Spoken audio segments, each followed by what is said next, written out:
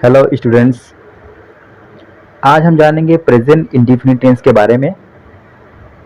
तो चलिए बिना देर किए हुए वीडियो को शुरू करते हैं। तो सबसे पहले हम इसकी पहचान देखते हैं। तो जिस भी वाक्य के अंत में ता ते ती का प्रयोग होता है, यानी जिस भी वाक्य का जो अंत होगा वो ता ते ती से होगा, तो वो हमारा प्रेजेंट इंडेफिनिट टेंस होगा। ये इसकी पहचान है। एग्जाम्पल के तौर पे हम लोग देखते हैं कि मैं पत्र लिखता हूँ, सालू गाना गाती है, लड़के मैदान में पतंग उड़ाते हैं। अब ध्यान दीजिए कि मैं पत्र लिखता हूँ, इसमें जो हमारा वाक्य का जो अंत हो रहा है वो ता से हो रहा है। सालू गाना गाती है, इसमें जो हमारा वाक्य का जो अंत हो रहा है वो ती से हो रहा है। लड़के मैदान में पतंग उड़ाते हैं, इसमें जो हमारा वाक्य का जो अंत हो रहा है वो ते से हो रहा है। तो ये हमारा प्रेजेंट इंडेफिनिट टेंस है।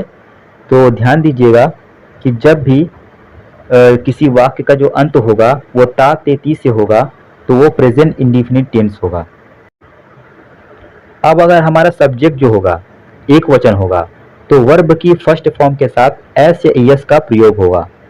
और हमारा सब्जेक्ट जब बहुवचन होगा तो हम लोग वर्ब के साथ एस या एस का प्रयोग नहीं करेंगे। यानी कि जब हमारा सब्जेक्ट जो है वो हमारा सिंगुलर नंबर होगा, यानी कि ही होगा, सी होगा, इट होगा, तो वो वहाँ पे हम वर्ब के साथ एस या एस का प्रयोग करेंगे।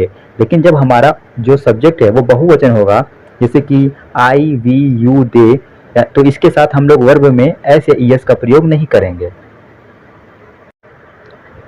अब बात यह है कि एस का प्रयोग कहाँ करना है और एस का प्रयोग कहाँ करना है। तो ध्यान दीजिए, जिस भी वर्ब का अंत जो होगा, जिस भी क्रिया का अंत जो होगा वो ए ओ पी यू से होगा, तो वहाँ पे हम लोग एस लगाएंगे। यानी जिस भी वर्ब का जो अंत होगा ए ओ पी यू से होगा, तो वहाँ पे हम लोग वर्ब के साथ एस ऐड करेंगे। और जिस भी वर्ब के साथ ए ओ पी यू का अंत नहीं होगा, तो वहाँ पे हम लोग एस लगाएंगे। जैसे कि गो, इसका जो क्रिया का जो अंत हो रहा है वो ओ से हो रहा है, तो यहाँ पे हम लोग ई एस को ऐड कर देंगे, तो हमारा बन जाएगा गोस। दूसरा एग्जाम्पल है ई ए टी, इट।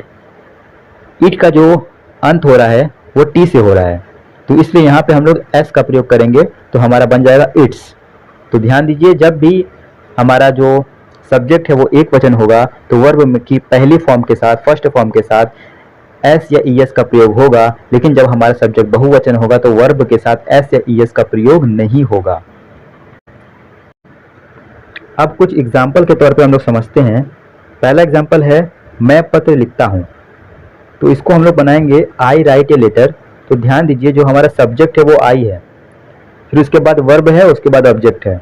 यहाँ पे वर्ब के साथ एस या एस का प्रयोग नहीं किया गया है, क्योंकि जो हमारा सब्जेक्ट है वो प्लूरल नंबर है, यानी बहुवचन है। तो आई के साथ कभी भी हम लोग वर्ब में एस या एस ऐड नहीं करते हैं। दूसरा है तुम पत्र लिखते हो, इसको हम लोग बनाएंगे यू राइट ए लेटर। इसमें जो हमारा सब्जेक्ट है वो बहुवचन है, यानी कि प्लूरल नंबर है, इसलिए हम लोग वर्ब में एस या एस को ऐड नहीं करेंगे। तीसरा हमारा है हम पत्र लिखते हैं, इसको हम लोग बनाएंगे वी राइट ए लेटर। यहाँ भी ध्यान दीजिए, वर्ब के साथ एस या एस ऐड नहीं हुआ है, क्योंकि जो हमारा सब्जेक्ट है, वो बहुवचन है। तो जब भी हमारा सब्जेक्ट बहुवचन होगा तो हम लोग एस या एस का प्रयोग नहीं करेंगे वर्ब के साथ। अगला है एग्जाम्पल वे पत्र लिखते हैं, इसको हम लोग बनाएंगे दे राइट ए लेटर। यहाँ भी जो हमारा सब्जेक्ट है वो हमारा बहुवचन है, इसलिए वर्ब के साथ एस या एस का प्रयोग नहीं किया गया है।